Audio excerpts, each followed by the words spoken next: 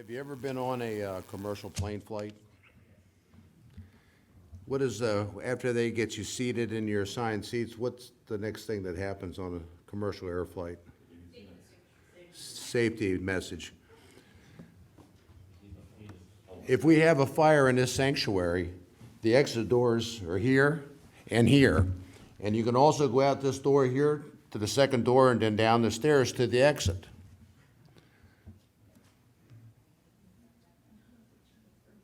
Okay, now what happens if the exit closed? What door we go out? How do we know that there's a fire? There'll be an alarm or somebody will announce it, right? Yes. I was on a commercial airline. I've only flown on a commercial airline 3 times. Once when I was a child, and then when I went to visit a former pastor. He was having a home dedication in California. And it was a kind of a last-minute thing, and we flew out there on a whim to surprise him. He didn't even know we were coming. We just showed up his door and knocked, so we're here. And the third time was when I went to Las Vegas for the Daniel 11 seminar. The reason I bring this up is on that trip, when I was an infant, I wasn't paying attention to that safety. But on my trip that I took to California, it was a 2-leg trip. I had to go to Minneapolis first and then out to California. And so I had to go through a multitude of those. And my wife and my good friends of ours, Ken and Linda Snedden, were accompanying me. We were going there to visit them.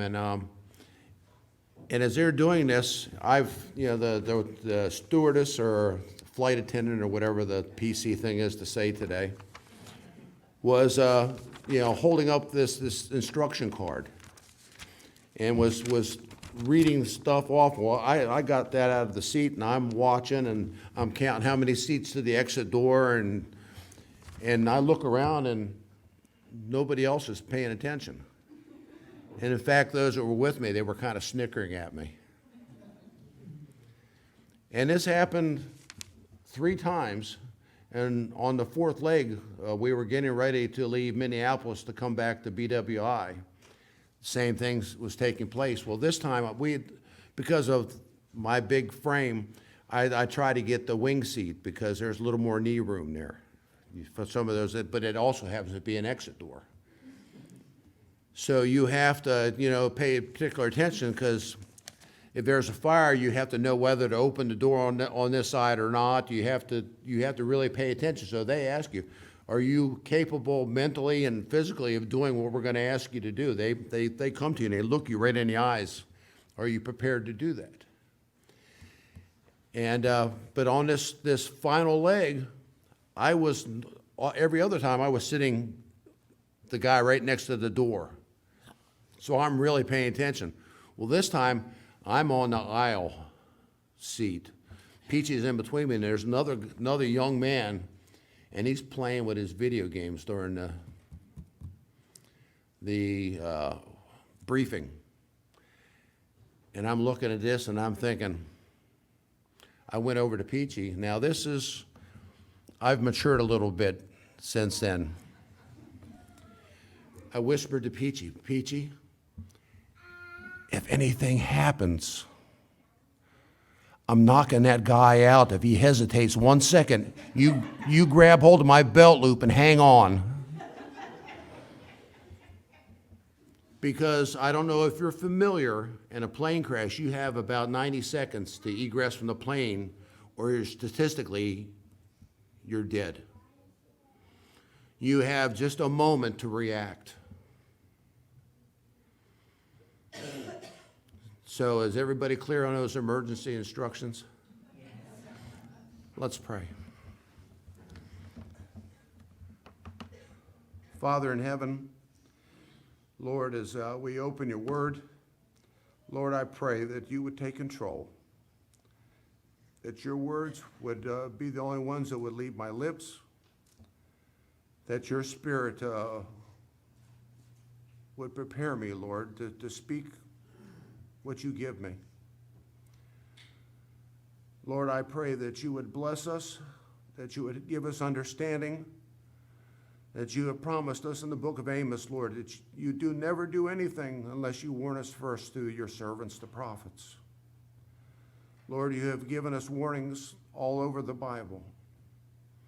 Lord, I'm going to mention a few today as my intention. Lord, I pray that you would help us to pay attention, that if and when the emergency happens, Lord, that we will be prepared to act. Bless us now, Lord.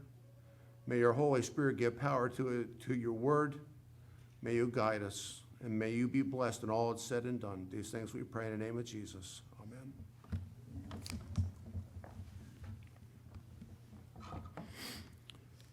Our scripture reading today was from 1 Peter,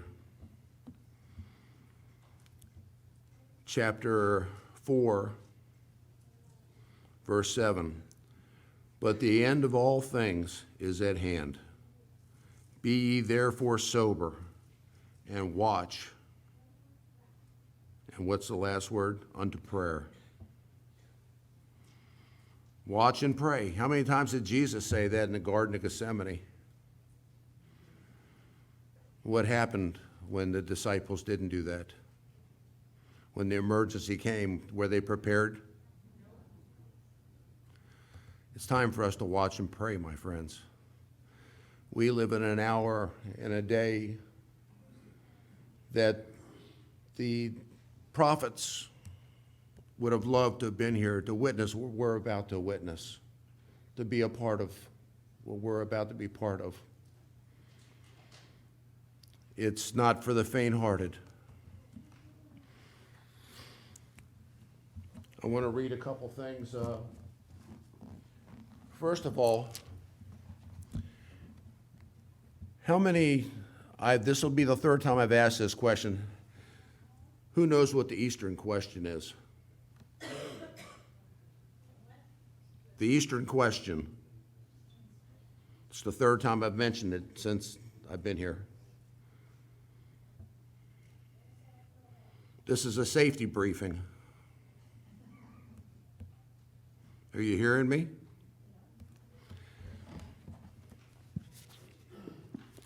This comes from Bible home readings. You have to get a reading of Bible readings for the home. It's published by Review and Herald. This is an older version. The newer ones don't have this part in it. They've revised it, which I don't understand because you're going to see why I think that was a mistake. Briefly, or what briefly stated is the Eastern question, the driving out of Turkey from Europe and the final extinction of the Turkish Empire, with the world embracing events that follow.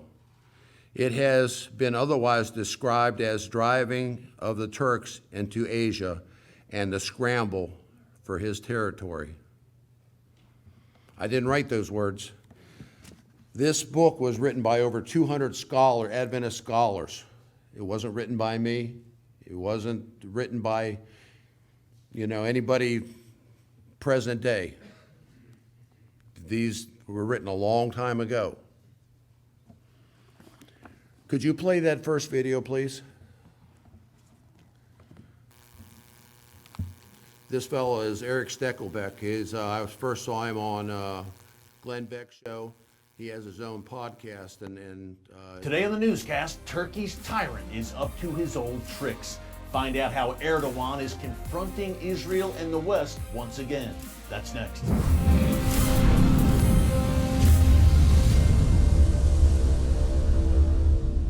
Hey folks, Eric Steckelbeck here. Welcome to the Watchman newscast. Recep Tayyip Erdogan, Turkey's radical president, had been uncharacteristically quiet as of late, but that all changed this week. First, Erdogan's government announced that it had arrested what it claimed were 15 Israeli Mossad spies on Turkish soil. Then, Erdogan threatened to expel 10 Western ambassadors from Turkey. He's since backed down from that threat, but you can bet that he's not done stirring things up.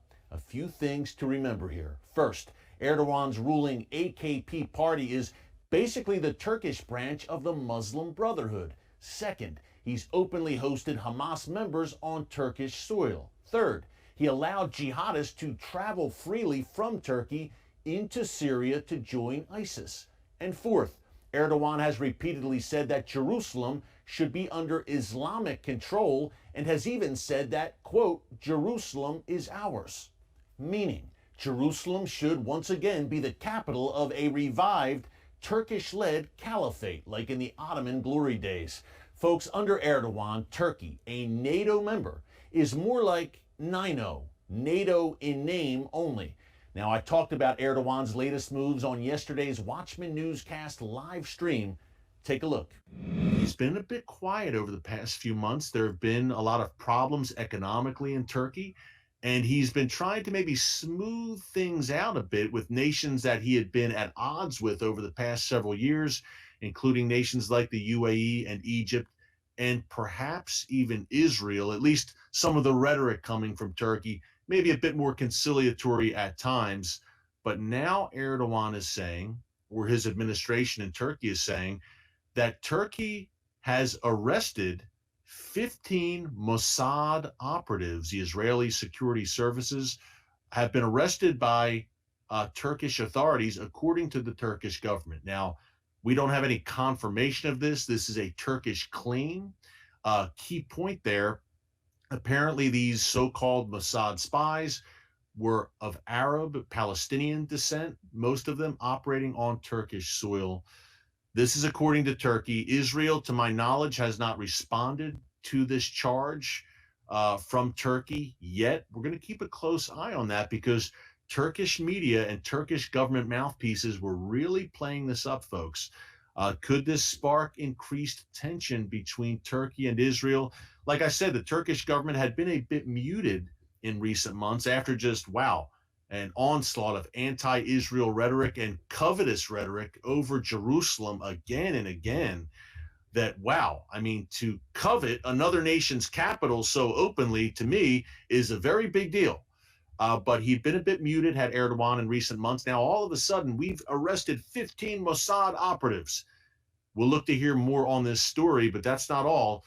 Erdogan up to his old tricks with Israel, but also with the West in general. We've told you on the newscast how he is increasingly moving to the east, into the arms of Iran, into the arms of Russia, which would be more the north of Turkey, but moving out, I should say, moving out of the NATO orbit. Again, Turkey is a NATO member nation. I call them NINO, NATO in name only under Erdogan, but nevertheless, they are a NATO member nation.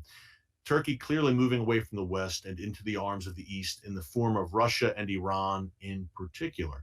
More on that in a second. Ezekiel 38 and 39, anyone. But now Erdogan is very angry, and I'm going to pull this up and just get the exact nations that he's angry at. He is very angry, and questions in a minute, guys. Let me just finish this. He is very angry that Western nations have expressed support for a Turkish philanthropist named Osman Kavala, who's been imprisoned in Turkey. Now, unfortunately, Turkey has been under Erdogan, has become, I believe, the world's biggest jailer of journalists. It gives you an idea of the trajectory they're going in. But also this philanthropist, his sin, his crime was probably opposing Erdogan's radical policies. Nevertheless, he's in prison. And some Western nations said, look, let him go. We don't believe he should be in prison. And Erdogan says to the US, Germany, France, the Netherlands, Canada, Denmark, Sweden, Finland, Norway, and New Zealand, he says, you know what? We're going to expel your, that's 10 nations. We are going to expel your ambassadors from Turkey. Get out of here. And apparently he's climbed off the ledge. It could have been an economic disaster for him if he did this, really isolated and alienated the West even more than it's been alienated from Turkey under Erdogan. But we're keeping an eye on that. Rumblings once again in Ankara and Recep Tayyip Erdogan. You just knew he wasn't going to stay silent for long, folks. And by the way, between Erdogan, between Russia, and we got into the Naftali Bennett-Putin meeting on the Friday newscast, actually last Friday, the day it happened, October 22nd. Check it out in our archives. We also discussed it on Monday, this Monday's newscast, all there in the archives. between Russia, what's going on there between Russia and Israel, between Turkey's radical turn, Iran, of course, and Sudan this week. Have you been following this? We mentioned it on, I believe, yesterday's newscast or Monday's newscast. Sudan now in the middle of a military coup. Now, Sudan was on the verge of signing the Abraham Accords peace agreement with Israel. There were some rumblings that Abdullah Hamdok, who was the ousted now interim prime minister in Sudan, he's under house arrest apparently, that he was perhaps preparing to travel to Washington, D.C. and sign the Abraham Accords, make it official. Remember, it was about a year ago that Israel and Sudan at least verbally agreed to normalize relations and that Sudan was going to come on board with the Abraham Accords. Is that in jeopardy now? It's interesting because this new military government that's running Sudan, and this general, his name is Burhan, his last name is Burhan, he apparently was an advocate for normalizing relations with Israel, even more than the ousted prime minister who they just overthrew.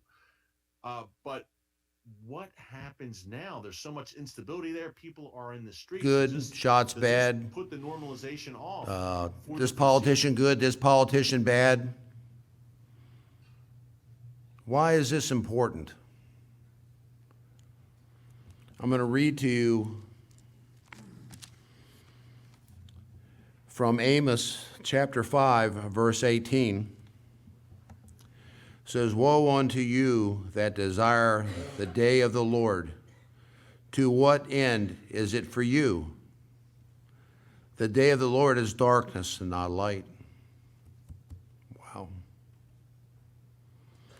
If a man did flee from a lion and a bear met him, or on his way to the house, and leaned his hand on the wall, and a serpent bit him, shall not the day of the Lord be darkness and not light, even very dark, and no brightness in it? Where in the Bible have we heard about a lion? Satan is one, and how about in the book of Daniel? Babylon? Babylon has fallen, Babylon has fallen. Where have we heard about a bear? Daniel. They're pointing us to the prophecies. This is a briefing. Let's go with me to Daniel chapter 11.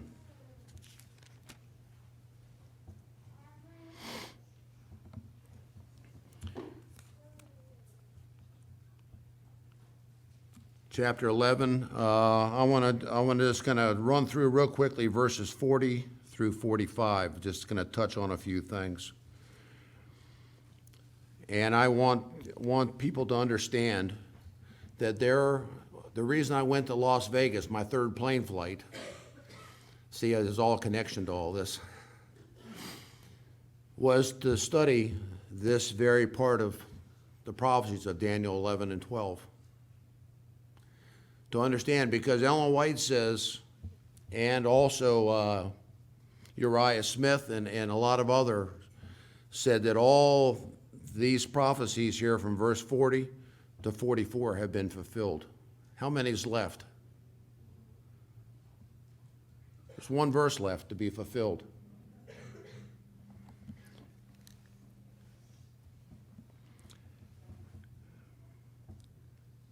There's a question about, there's disagreement of whether the king of the north is the papacy or whether it's Turkey.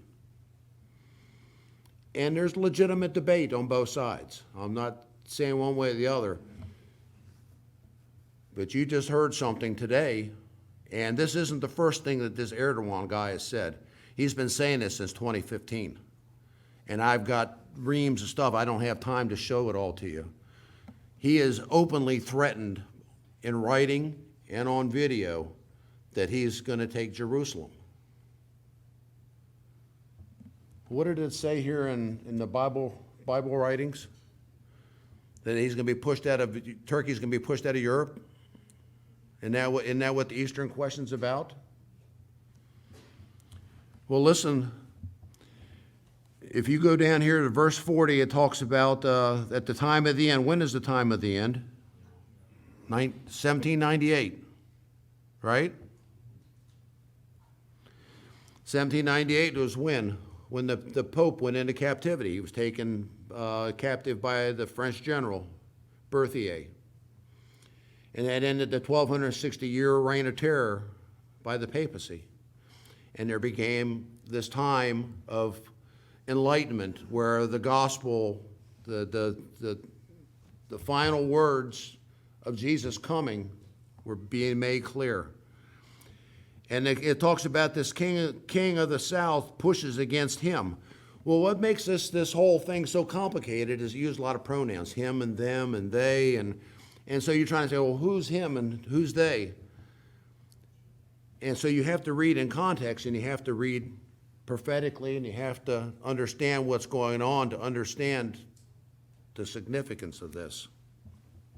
It says, the king of the south pushed at him. Well, when did that happen? Who is the king of the south? Egypt. Now, how do you know that? You go to Daniel 8. Remember the Greek, when Alexander the Great kingdom fell apart and he had 4 generals take over? You with me? Or am I speaking Greek to you? Okay, and it was split up amongst 4 generals eventually. It started off as a free-for-all, like a food fight, and finally ended up with 4 generals who were running. You had one king running the south, one king running the east, one king running the north, and one king running the west. And what happened is the king of the south, Egypt, maintained his control of that territory, but the king of the east basically conquered all the northern and eastern and western parts of the territory. So he became, by default, the king of the north. So now we have only 2, the king of the north and the king of the south. And that area was eventually overrun by the Muslims, the Mohammedans. And it still is today. That's where Turkey sits. Could you put that map up of Turkey? Do you see the Turkey there running across? Do you think that's a strategic place? It's like you get to Africa, you get to Asia, and you get to Europe. Why is that important? Can you see it okay? This central part right here is Turkey. It runs kind of almost like the shape of a liver. Kind of runs across there. You see it? Your pointer's not working too good for me. I know. I'll be honest about it. All right. Basically, what happened is there was this war of the king of the south. In 1798, France was going through the revolution, the French Revolution, and basically it was starting to run out of gas. And things had gotten so terrible in France that not Alexander the Great,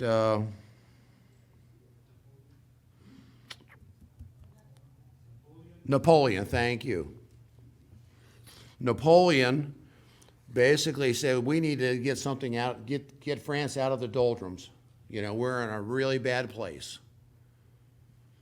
And so he says, you know, we can't take on England because England rules the seas. You know, their navy will destroy us. So what his idea was, we're going to go down and invade Egypt, gonna pillage and take all their gold and everything, and now we can buy our army and our equipment and stuff like that. And what we're going to do, we're going to go up the coast through Jerusalem, around through Syria, and then eventually we're going to cut off all the trade for England, and we're basically going to choke them out. That was the plan. But as he started to go up, he got about as far up the coast as Jerusalem, and Turkey got word what was going on. Now, see, Egypt was paying tribute to Turkey, so you think Turkey was happy about that? So Turkey came at him like a swarm of hornets. And it was a fierce battle. And England happened to be on the side of Turkey. So Napoleon's, he was using boats to supply his army. Well, just so happened that Admiral Nelson, does that name sound familiar? It's one of the British general or admirals that came here and fought when we had tried to have our little revolution. You remember that guy? He was busy fighting this battle. That's why he couldn't do anything about the little America starting to grow. He was busy over here. And so he sunk Napoleon's ships and supply stuff, and basically cut him off. So now he's out of supplies, he's out of soldiers. And something really remarkable happens. The Black Plague breaks out. Guess who it affects? The French. Doesn't bother the Turks. So now his supply lines cut off, and now he's under the plague.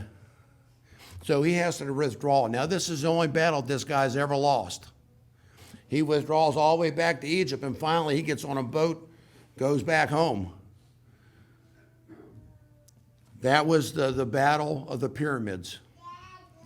And then you have it in verse 44, you have the tidings out of the east and out of the north shall trouble, and therefore shall go out with a great fury and destroy and utterly take away.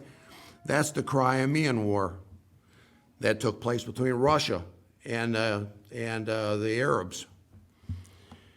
And it was like a 4 or 5 year war that it basically went on into a stalemate, and everybody went back to their corners. So what are we left with? Verse 45. Turkey's still sitting there. He's still the king of the north. And it says, and he shall plant his tabernacle in the palace between the seas, in the glorious holy mountain, and yet he shall come to his end, and none shall help him. So Turkey's going to invade and try to take over Jerusalem. Did we just hear anything about that? These things have been written long apart. How does God know? Because he's God. How did he tell Daniel the whole history of mankind from Babylon all the way down to the toenails? God knows. God rules the nations. He puts kings up and he puts kings down. So if you're wondering what's going on in politics, just relax. God's in control.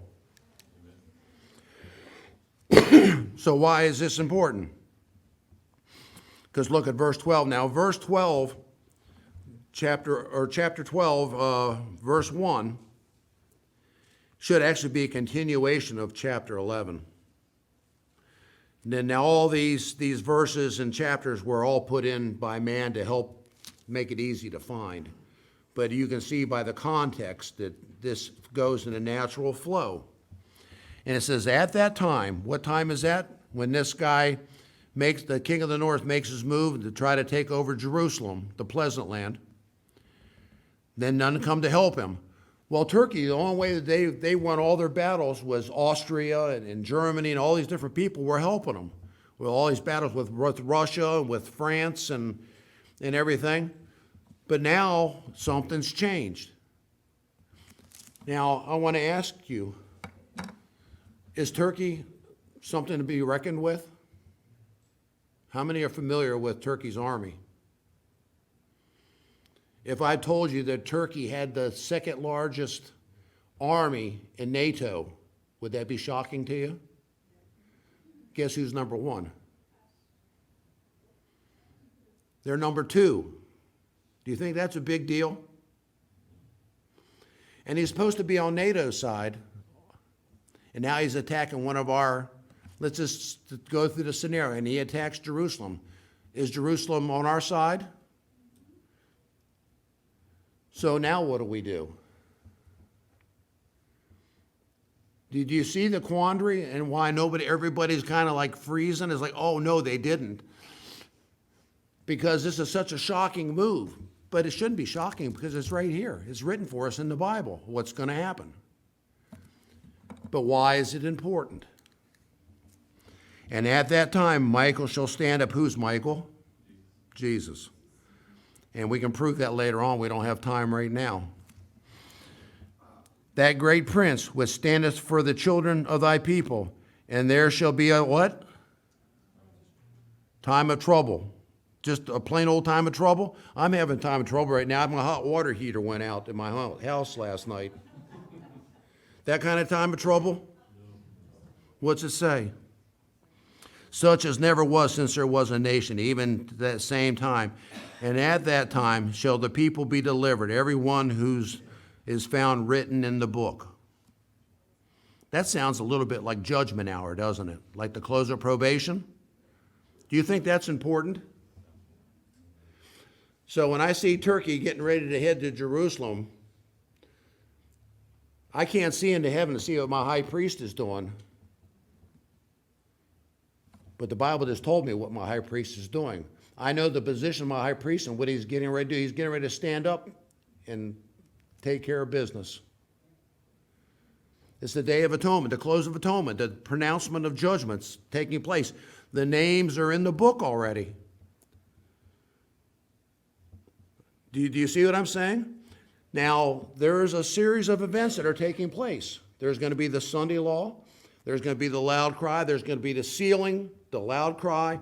All these things are going to take place almost simultaneously. It's going to happen very fast, like a plane crash.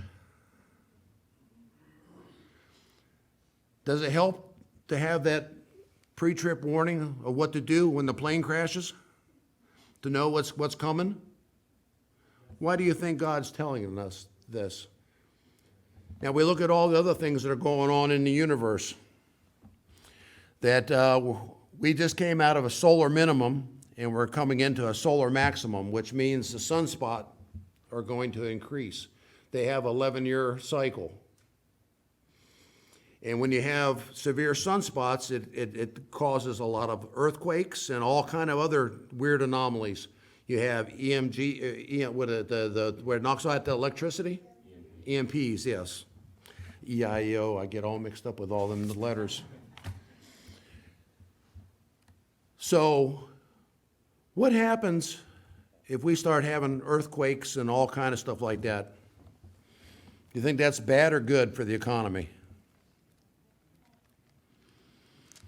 Go with me to 1 Thessalonians 5.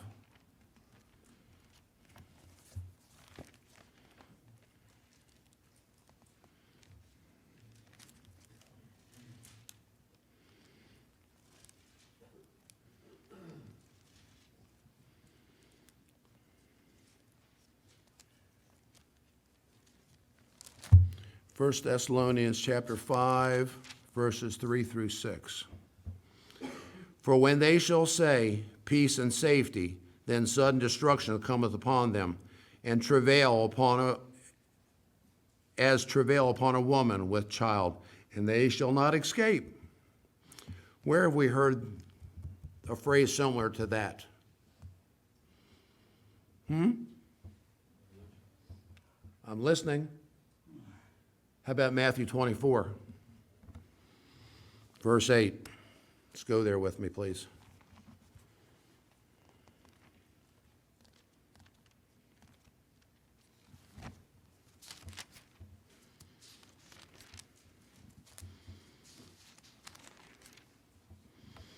Matthew 24, 8.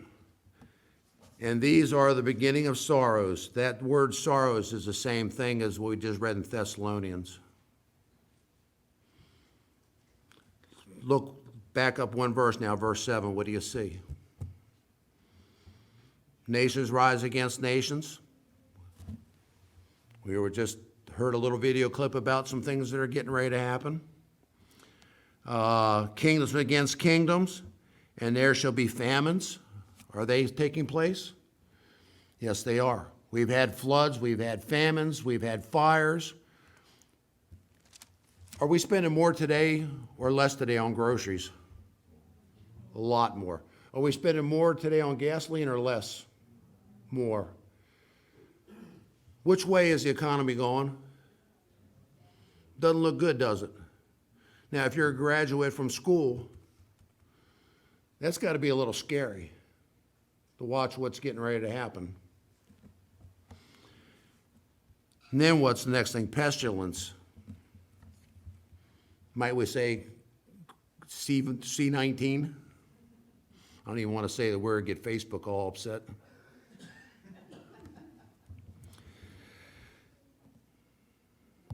And then earthquakes in diverse places. Do you know that if you look at a chart of earthquake frequency, that there's been a sharp upswing? And I'm sure you've seen the thing in La Palma, the Spanish island, where they got that earthquake that's put out something like 82 million metric tons of stuff in a week. Huh? Volcano, yes. And we had earthquake stuff all over the place, and they're getting more and more frequent. And this is also related to these sunspots. God is getting ready. He's trying to wake us up. This is a briefing. You know, I asked 3 times about the Eastern question. I asked about the Greek question, about the 4 kingdoms, or the north, east, and west, and south. This is for life and death.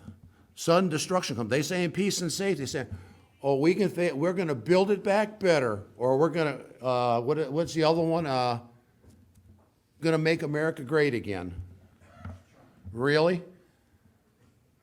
Have you read Revelation 13? What's coming?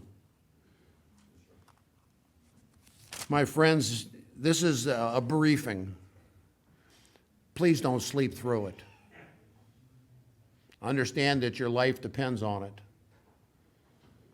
There's a lot more stuff I would love to give to you, but I've imposed on your time enough already. It's quarter after. I appreciate your patience. I hope that it will cause you to think. If you would like to read more about some of the things, this Eastern question and some of the things, Great Controversy has stuff. The Bible readings for the home. This book, Daniel and Revelation by Uriah Smith. And also to read the writings of Stephen Haskell, one of our pioneers. Has a lot to say about it. If you'd like to do some research, students, it might save your life.